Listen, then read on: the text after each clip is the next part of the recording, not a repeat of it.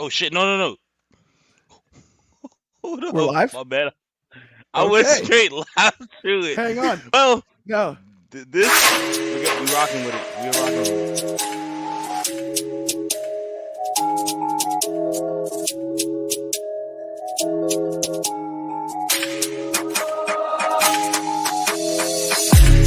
Preston Republic. This is Preston Republic.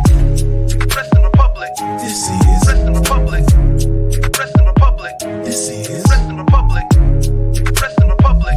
This is Preston Republic. Look, I just wanted y'all to see my face before we did the countdown because I'm feeling nice, flying handsome today. It's your boy Shad Talks Graps. We are back. It is Wrestling Republic Daily Broadcast. It's Tuesday. You know what that means. We are reviewing Monday Night Raw, and we are on the road to Bash at Berlin. A lot of stuff is happening on Monday Night Raw. We got titles that were defended last night.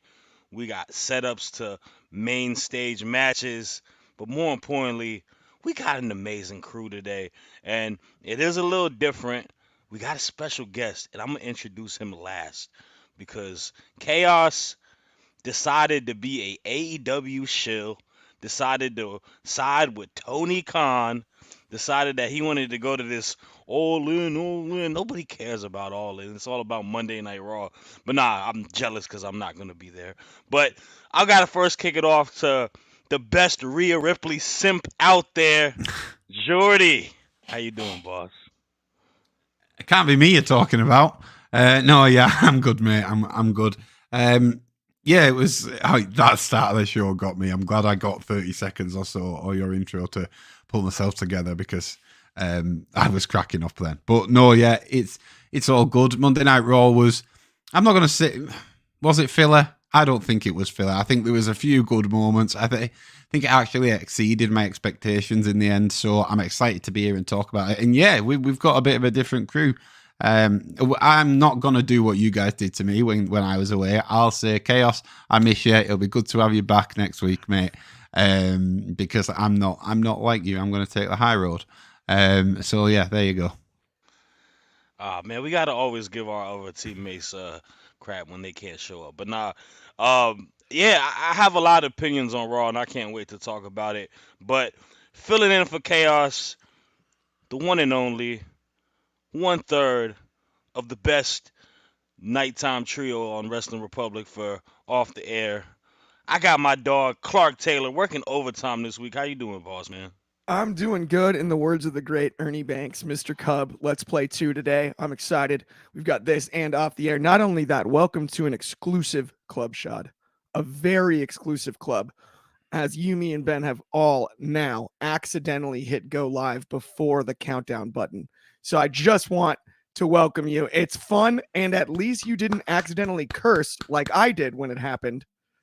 And I put myself on the screen the first time. So you got a leg up on me in that regard, to say the least. I was about to. I ain't gonna lie. We had a ongoing debate, and it was in. I lost my train of thought, but it is what it is. We are here today, and we got our good friend over here, Kafaske.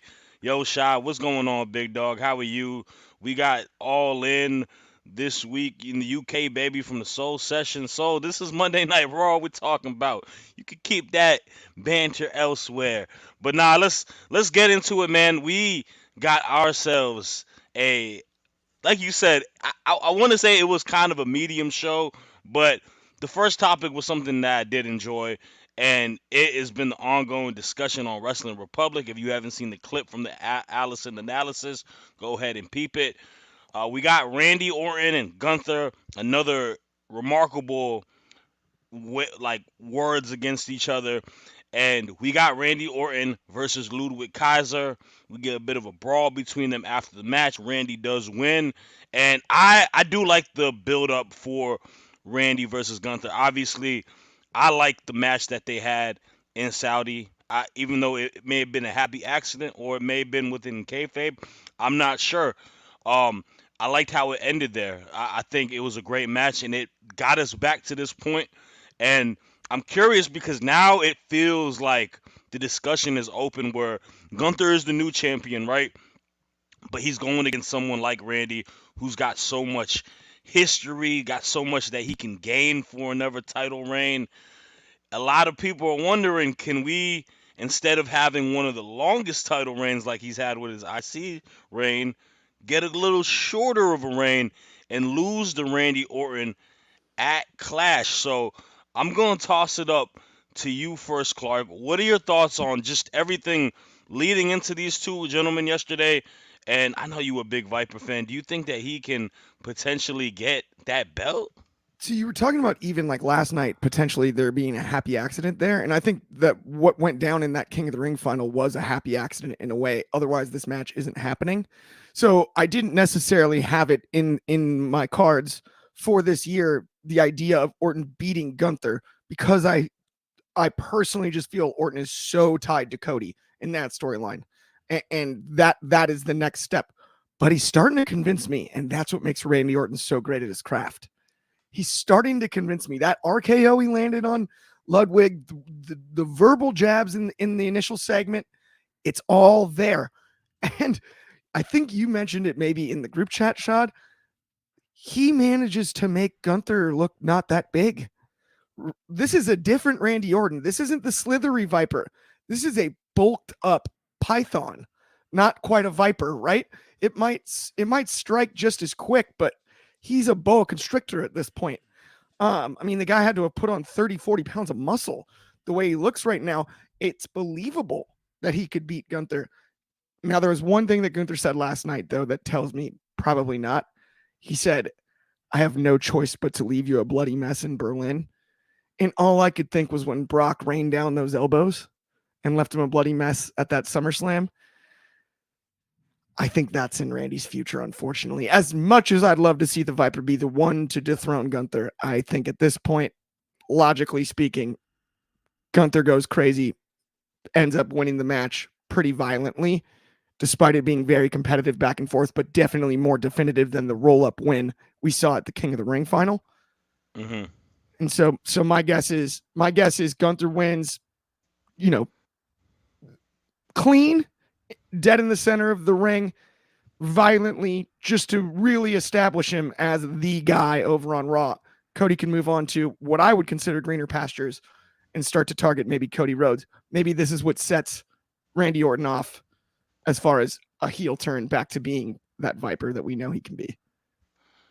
Nah, for sure. And I definitely agree. Like I did mention that earlier. Like Gunther, the weight or the body transformation more so between both of these two gentlemen are night and day. Gunther has slimmed down tremendously, looks lean compared to how he was before. And Randy's beefy now, man. He a big dude. Like he's 275. Every time they say that, I'm looking at him like, yeah, he's 275 for sure. Oh, like, no doubt. Did you see the clip of the entrance though, where he said more like 290 when they announced him at 265? I believe that. I think was that. When was that? Because have you seen the podcast that he's done with Cordy when he said that before the match with Gunther he ate like a full jar of Nutella? Is that the same? Is it the same night that he? Because I remember him coming out, slapping his belly, and being like, "More like 290." It may have been that night. It probably is, bro. Like he's a big guy now. he definitely took that year off and ate well and worked out well and got his body in a different standpoint. But like to Clark's point, it's like a new Randy though, because he's like a big like I put him in that same weight class breadth as a Gunther, as a Braun Strowman, as a Bronson Reed, in a different form.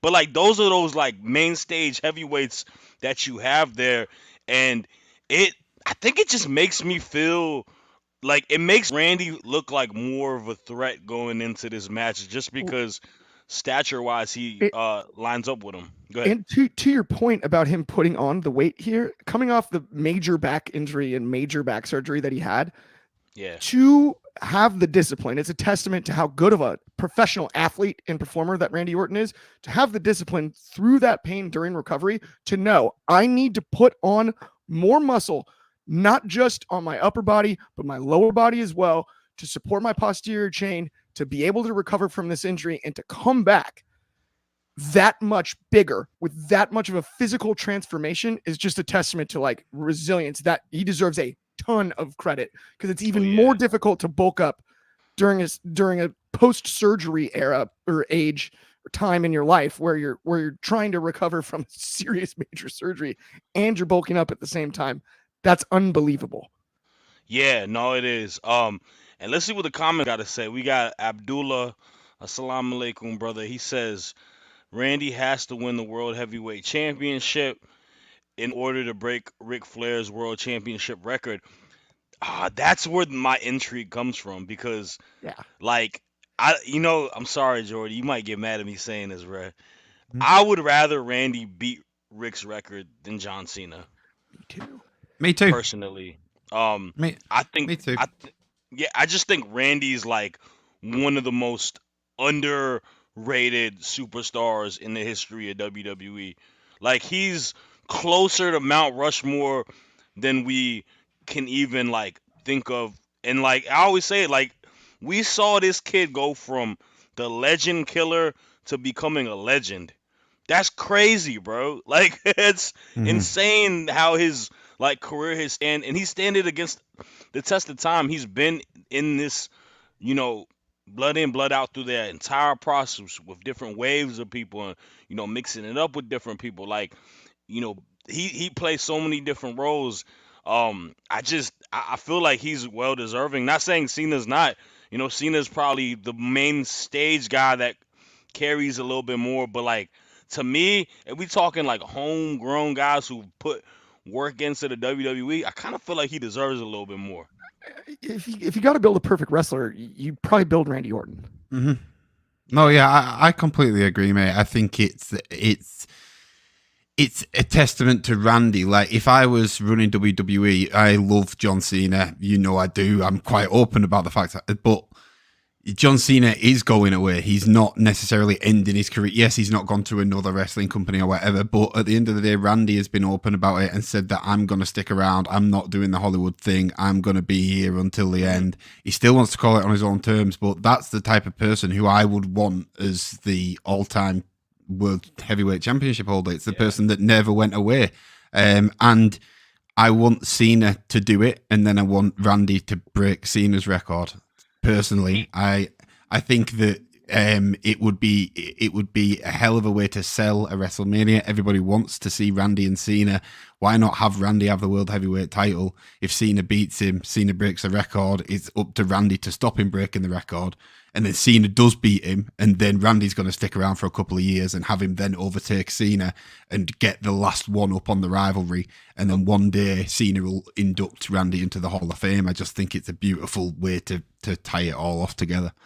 Okay, well, to that point, regarding yesterday, do you think he beats Gunther at Bash? Yes, I want him to. And again, it's mutually beneficial. I think it can play into something for so many people, including Ludwig Kaiser. I actually want Ludwig Kaiser to be the reason that Randy wins. I think there's something in the fact that he is in Gunther's shadow, essentially. I think he's more than capable of not being.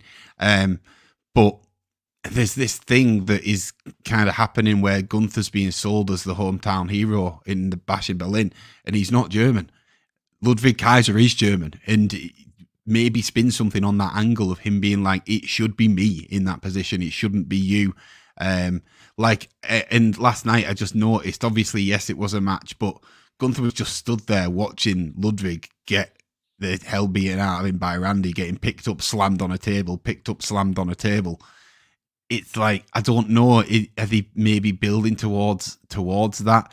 And again, to what you said, it would be great to have Gunther go from this unbelievable intercontinental reign to having the World Heavyweight Championship for not even a month, is it? Or maybe just a month.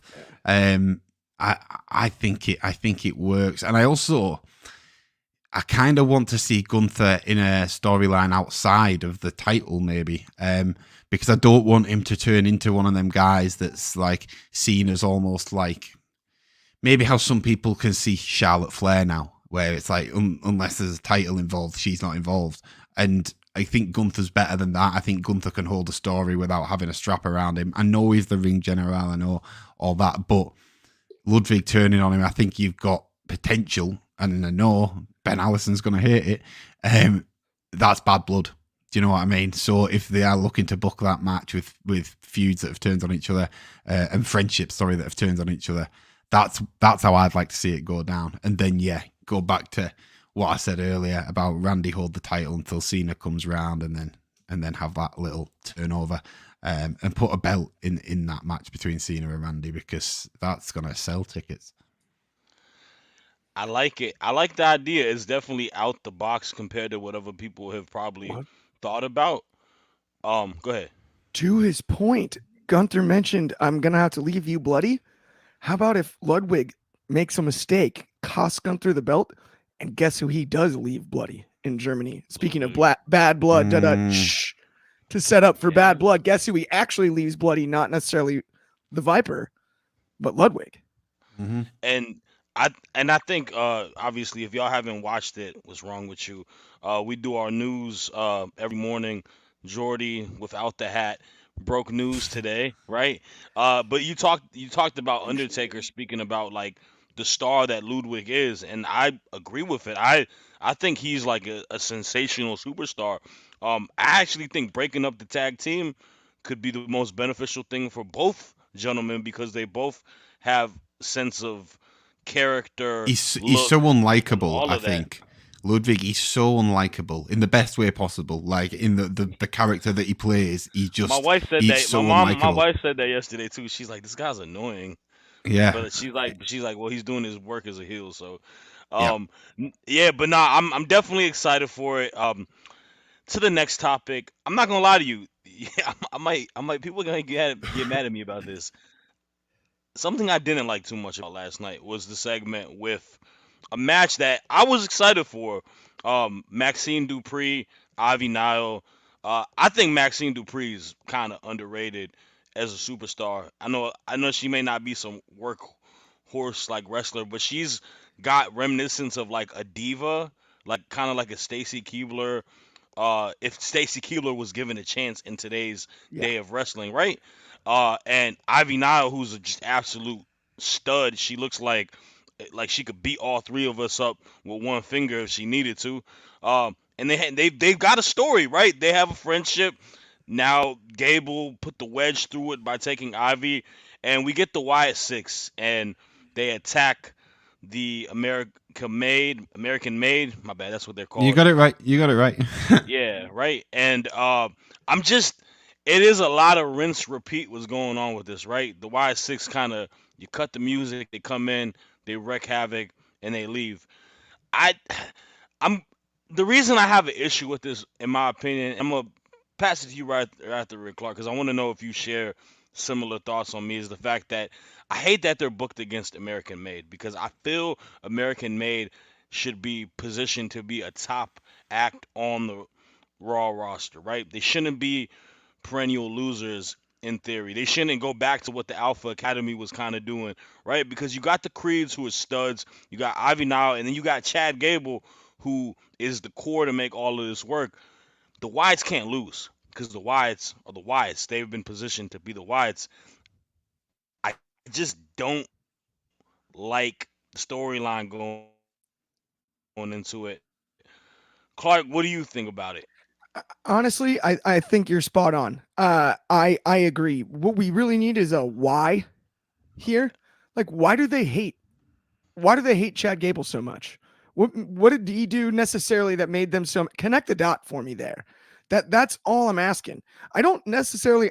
I don't mind that they're paired up as groups because there are individual matchups within that and tag matchups that are enticing for sure. But I agree with you. Give me a why. We understand that they don't like them. Tell me why. Tell me what Gable and American Made did that made the Wyatt Six feel obligated to crash all of their parties. You know what I mean? Because you don't do that to people you don't care about for some reason. And I want to know why they care so much about American Made and Gable. Just connect that dot simply. The Sister Abigail was beautiful. I love seeing it. I actually think, seriously, Taylor, whatever you'd like to call him, Uncle Howdy, Bo Dallas, is doing a heck of a job in that role. He does deserve credit. I don't want to say that I don't like the Wyatt Six as a whole in any way. It's aesthetically gorgeous. It's well played out. It's well thought out. It's a great way to honor the legacy of Bray Wyatt. But let's have a little bit more, let's just reveal just a touch, just to give me something. Give me a Gable did this. Gable said this. American Made did this. They represent something we don't like. We're not okay with the way that Gable bailed on his friends because of morality or you can make up a crazy story, whatever it is. And anything when it comes to Wyatt related, it can be sensational. That's fine. If it's like, oh, he was disloyal to his friends, so we have to punish him. Okay, that's enough. That's fine for me if it's that or whatever it is, but something other than just lights go out, everybody's beat up, we leave. Why did you pick them? Why didn't you do it in every match? Why not mess with Orton and Gunther? Why not mess with every other match on the card? Why is it Gable? Why was he the first major face that they zoomed in on in the debut? And that was a long time ago at this point. A long, long time ago. Why? We've got the how, when the lights go out, they show up, they beat you up, right? We've got the what. It's definitely American Made and Chad Gable. Just a why. A why, that'd be easy. Be awesome. I would be all over that. But yeah, I'm in total agreement with you there, Shad. And I agree with you on that 100%. I think threading is the most important thing when it comes to storylines and making it make sense. But there's a habit that Raw has, right? And it's more so Raw because maybe I watch it more, but like they spam things when it gets a big reaction, right? Bronson Reed, he got such a big reaction when he did that to Seth Rollins. We've done it 3 weeks in a row where he spammed that tsunami, right? Braun Breaker, we love that spot from the top angle where he runs around and hits the spear. We did it for almost a month. Now with the Wyatts, that when the lights hit, and I love it too. I'm not saying I don't like it because it holds significance and it's a good moment, but like that's the fear I have is because you make something become played out. It's like when you hear a song on the radio, right? It gets played out after a while. So I don't want that to be the case. And I agree with you. I think the story needs to get threaded through. Also, someone in the comments said the Y6 wrestling apparel saying Y6 is not top tier. No question mark. Yeah, they should be top tier, but to your point, he's got a match with Uncle Howdy on the Raw next week. Why isn't that on Bash at Berlin if they're top tier, right? So that's another thing we kind of gotta look at positioning on the card, what's being set up and whatnot. There some of these guys and girls deserve bigger moments, but I'm curious to see how Nikki Cross and Ivy Nile goes too. So that should be fun. But Yeah. what else is fun is being able to support Wrestling Republic and finding everything that we do on a daily basis. And I'll tell you where you can find everything Wrestling Republic. It is with our good friends at Next Level. If you go to nxconnect.me/Wrestling Republic, that link will allow you to see everything tied to what we have on our platform. That's the website, Instagram, TikTok, X, everything. You can go ahead and support there. They have a super user friendly app that I would highly recommend everyone to go ahead and download because you can support us that way and be tuned with everything in regards to the space of wrestling as well as other wrestling content creators. Salute to our bro Wrestling Takes. He's also tied into it within the community. But most importantly, I like free stuff. They give an opportunity for you to get free stuff. Always have an ongoing contests that allow people to, I don't know, get you an opportunity to go to WrestleMania, get you some WWE cash to get some nice gear, or maybe get you a copy of a wrestling video game. So go ahead, download the app. If you want to support them, you should support us. Go ahead and just download the app. On to the next topic. We got the best topic. And I got my guy over here that I like to argue with. You got the purple. We going face to face here. Nah, jokes aside, we got the Judgment Day one-on-one with the Terror Twins We got Damian Priest calling out Dirty Dominic Mysterio. And man, oh man, oh man, we didn't have much of a match, right? We got a run in, we got a beat down, and the Judgment Day comes out on top. The numbers games is looking a little iffy for the twins, Jordy. I don't know what to say. I think some sort of I was honestly thinking some sort of backup was gonna come last night. Maybe Jay, I maybe was busy, Sammy. bro. I was busy. It was in Florida as well. It was in my ends, but I couldn't be there. I'm gutted. I should have been there to help him. But nah, I liked it. I like most weeks. I like everything that ties with this storyline. I think the progression of it is good. I'm curious to see what goes on. But how do you feel that your two favorites got beat down last night? Floor is yours. Um, Not great. Yeah, I felt better about things that I've seen. Like for example, there was moments that were great. You know, when Dom was in the ring and he turned around and Rhea headbutted him, and Damien looked like he was about to chokeslam him. That was great. But then it kind of just went downhill quite quickly, quite rapidly. I was same as you, and the crowd were the same, mate. I think everybody was expecting Jey Uso to turn up. There was a lot of yeet shouts, but taking my own bias out of it and my own personal emotions out of it. And by the way, as well, right? I am big Rhea Ripley fan, but I'm a huge Damien fan as well. Let's not just pretend it's only Rhea that I'm backing here. Like, I think Damien, possibly after watching his documentary, might be one of my favorite baby faces in the company, because that's what he is right now. I don't know how long he'll be a baby face, but yeah, huge Priest fan. Always have been, always will be now. But that documentary put it up to another level. So yeah, anyway, taking that out of it, I think it's good. I think it's important that we saw that. I think it's very important that we saw the Terror Twins kind of on the back foot, because when you look at the matchup between Liv and Dom, and Priest and Rhea, it's a fairly one-sided fight, I think it looks on paper. So I think we needed to see the Terror Twins down and out in a sense, but there we go.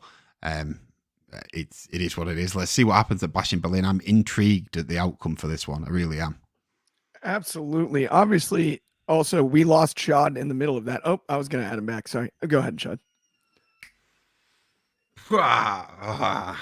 Sorry about that. I was just upset that he was talking so nicely about them. It irritated me, but nah, man, I'm excited for that match at Bash at Berlin. I think that I don't know, man. Part of this kind of makes me wish that like Rhea Ripley could compete for men's titles, because Damian Priest and Rhea Ripley as tag champions would kind of be like so sick. Like, Yeah. am I wrong on thinking that? No, mate, they're my favorite tag team across WWE right now, and there's no title for them to win together. Like, Dopest thing ever.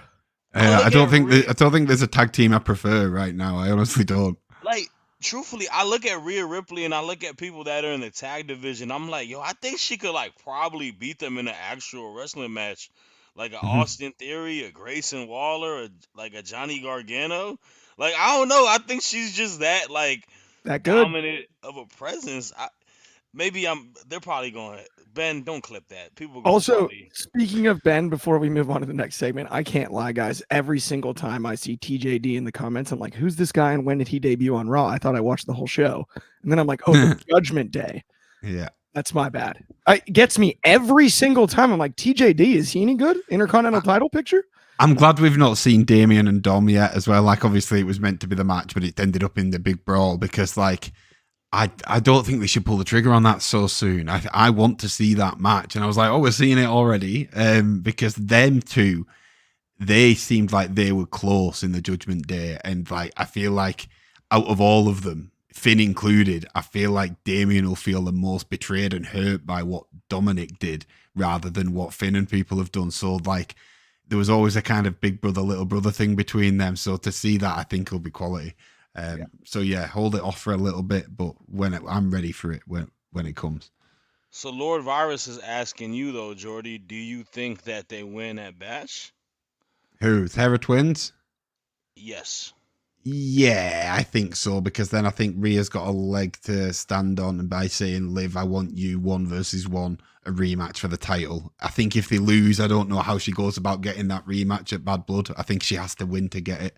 But we'll see. Yeah, I want Liv to like in kayfabe re-injure uh Rhea at Bad Blood and ending it like in a DQ and us extending this feud. Cause like Mm. I feel like there's still so much meat on the bone in this feud between those two ladies, especially. Uh, WWE has not had a better built women's feud in years for what we had with Rhea and Liv, and I gotta stress the importance of that. Not one horsewoman is in this feud. They're not leaning on Sasha. They're not Mm. leaning on Becky, Great point. Bailey, or Charlotte. These are two young, homegrown talent that they brought up through the pipeline, and this is dope to see, man. So salute to them. All right, last topic of the show, and I'm gonna be real with you. It was something that I did not enjoy that much. I didn't dislike it, but I don't know what it is with these CM Punk promos, man. Maybe it's just because I'm we're on the 3 year anniversary of him returning to wrestling at in Chicago, right? 3 or 4 years, I'm not sure. Maybe it's 3 years, A long 2021, time. right? And it feel like it's the same tone, right? It's the whole happy go loving Punk, just I'm happy to be here. I'm happy for the fans. Like, just he sounds like a dad lecturing when he does these promos. You might as well go out there and just be like, I'm back now. Thanks. Yeah, and it's annoying more so is because he showed elements where he can get to a level with Drew because this is a feud that is super personal, right? And I gotta read this comment because I thought it was really funny. Although I don't necessarily agree to a standpoint. He's saying WWE is boring, right? Glassdoor Gamer, but he is saying jewelry driven storylines. And a lot of it is tied to the bracelet, right? And it's I feel like there can be more added to it, and I still enjoy this feud. I'm excited for it. We are gonna get a strap match, 4 corner strap match, and I think the match is gonna deliver. I think it's gonna be great, but there's like an element to Punk in this feud, not Drew. Punk that isn't getting to like the nitty gritty core that I needed to get. I need Punk to really get in his bag, and him as a babyface trying to do that and explain it, it's just coming off as like cheesy, like dad type of vibes for me. Like I need a little bit more. Um, I mean, Clark, what is your thoughts on it? To be honest, I thought it was goofier than a football bat. I mean, at the end of the day here, the 4 corner strap match is arguably the silliest of any stipulation match you can have. They might as well play capture the flag or just like do a decathlon. Like, what are we talking about? You have to touch the 4 corners and you got a leather strap you're tied to each other. Didn't we just see CM Punk's probably best performance in any match since he's returned in the last few years, as we mentioned? Against MJF, where they put a dog collar around their necks and a chain. So no, let's give them a leather strap attached to their hands and make them touch the turnbuckles. Stop it. Knock it off. This is supposed to be a blood feud, whether it's about a bracelet or not. You can't be wearing a bracelet with the leather strap tied, but you can run around the ring and touch all the corners. Like, no, I want to see these guys beat each other up to a finish, to a legit finish. Pin the guy, not touch all the turnbuckles. Stop it with the 4 corners part of it. It's my least favorite gimmick match by miles. And it's really not close. Especially the fact that we so recently gotten the dog collar too. What are we doing now? Like, that's just a downgrade. Like, oh, you know what they're going to do? They're going to go in a circle and try to touch all of the top turnbuckles. It's going to be wild. They might beat each other up a little bit along the way. You'll probably hear the crack of the leather a few times with the strap. But what? This is supposed to be a blood feud. And I get that it's over a bracelet, but it's a blood feud. They hate each other. Make them fight to a finish, to a legit finish. Let's not play a silly game on the side. What are we doing here? It bugs me to death. It bugs me to death. I don't understand it. I don't get it. And I've never liked the stipulation. And that's neither Drew or Punk's fault, but I've never liked the 4-corner strap match stipulation. I think it's goofy as could be. And if they have the light up ring posts so you know how many they've touched, it's even freaking goofier. It's even goofier. You know what, man? You're actually really right now when you break it down like that. It's stupid. It's like they're at Chuck E. Cheese or something like that, or like Dave and Buster's, right? Yeah, Like they're playing Hungry Hippos. and that's the thing. Part of me feels like it may not be done between these two. Like there's gonna probably be that cannot be the blow off match, right? Mhm. But I hope not. it's you said it, man. This bracelet thing. Why aren't we tying it to what it really means within the family aspect? Why can't we get to that level? Why do we have to, like, WWE has been, flirting with the idea that they're getting more edgier, they're getting more, like, even to, forget that. We've had situations where people have gone to people's homes, right? Seth went into Edge's home before. And it's not like this is privy to not get to a personal level or whatnot. Obviously, I ain't telling Drew to, like, attack his dog or anything like Take that, the right? dog. But, like, Drew, but here's the- We've not had a but no. kidnapping angle in a while. Dog napping. Hey, man. But it's like a bracelet. Like, and it, to me, I know you're saying it's not on Punk and it's not on Drew, right? Punk is also kind of a sensitive guy, right? So he might not want him to do something in regards to his dog or to his wife. And I Right. can understand that, right? But why open that can of worms and make it like a bracelet, dog? This is something that I used to make back in summer camp as a kid. Yeah, I had Like- four before, and two of Right. them broke. I didn't bat an eye. Like, and I get that, and I know the meaning of it is more important, but like they privy so much into the bracelet, and now, like you said, to the dog collar match, I'm not the dog collar match, the strap match, it does leave you with a okay kind of situation. Jordy, do you agree or disagree in regards to this? Are you excited for the scrap match, and what did you think about yesterday's build up to announcing it too? I do kind of agree with everything Clark said. I think as far as gimmick matches go, it is probably it's definitely my least favorite. The only thing I will say is I do trust Punk and Drew to put on a show, and if there was one feud that I would put within this kind of gimmick, within this match, and be like, okay, they can probably make it work, it would be these two guys. I don't know what the finish is going to be. It's a type of match where it's like an I Quit match had finished the feud, I would say. And this is the one thing that I kind of am curious about in terms of this feud and when it is finished. Where does it go? Because I think it'd be great to add a stipulation where it's like, right, whoever loses, the other one's drafted over to the other brand because you two just cannot be trusted to be on the same show together anymore, or something like that. But in terms of, like you guys said, we want it to be a bit deeper and a bit more kind of aggravated. I think that it's annoying as a fan because it was at that point. It was at the point where they couldn't be around each other. There had to be people in the ring. Pierce had to get bodyguards out because these two just couldn't be trusted against each other. Seth had to stand in and be the special guest ref because, again, the whole storyline that Seth said was like, no, none of the officials said that they would do it. So why have we gone backwards? Why can they stand to be around each other now? Why, obviously, can an official say, yeah, actually, I will officiate it, I will be the ref? So that's where it's like the continuity for me is a little bit off. And I don't know, last night, I agree, CM Punk maybe ever so slightly just, his rhythm didn't seem as good as what it has been in the past. And like, I noticed, and it's only a tiny, tiny thing, but like the last word that he said to kind of close out the segment, he stumbled ever so slightly on.